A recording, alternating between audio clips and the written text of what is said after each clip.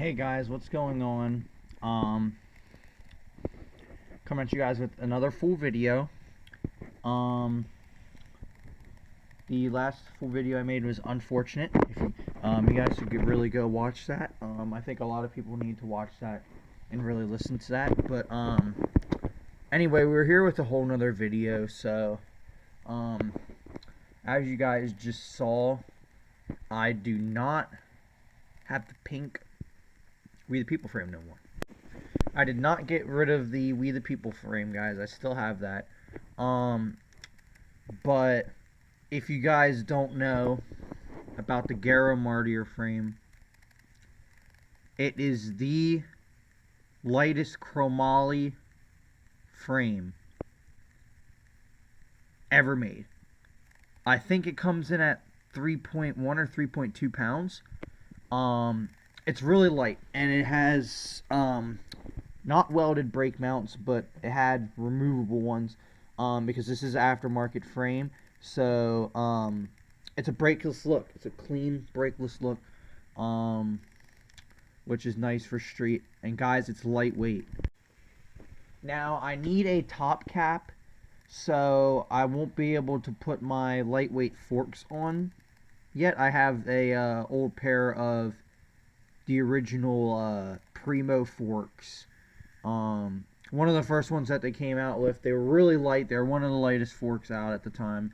And they're very light, and that's what I'm going to put on here. Here it is, guys.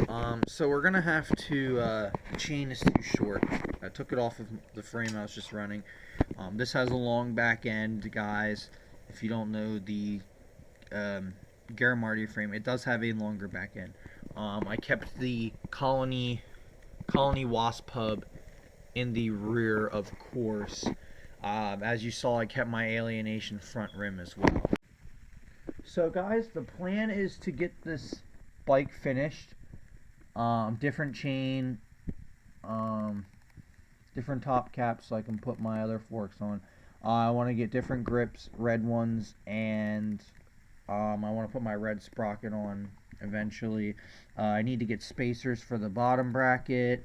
So there's a few things that this needs, guys. But it's going to be my new build, and it's going to be ready pretty soon. Stay tuned, and stay tuned for more future builds, because guys, we're going to be building more bikes here in the future, which is nice, guys. Reminiscing, just all you OGs, go on the channel right now, scroll all the way down to the old videos. You'll see me making tutorials on building bikes. I built a lot of bikes here on the channel, guys. Did a lot of bike checks. You'll see that. There's also playlists. So it makes it a lot easier for you to find what you want to find.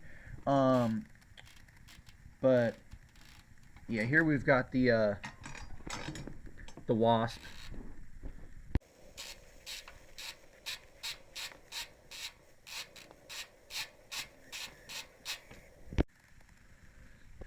One last thing before I go, guys. I'm just going to tell you guys why I decided to switch over and the downsides of switching over. This frame has quite a few dents in it, guys. It's old. These frames, you can't buy them no more. They went out of market years ago, and Eastern pulled the plug on the whole Garo thing entirely. These frames are super rare, super hard to get.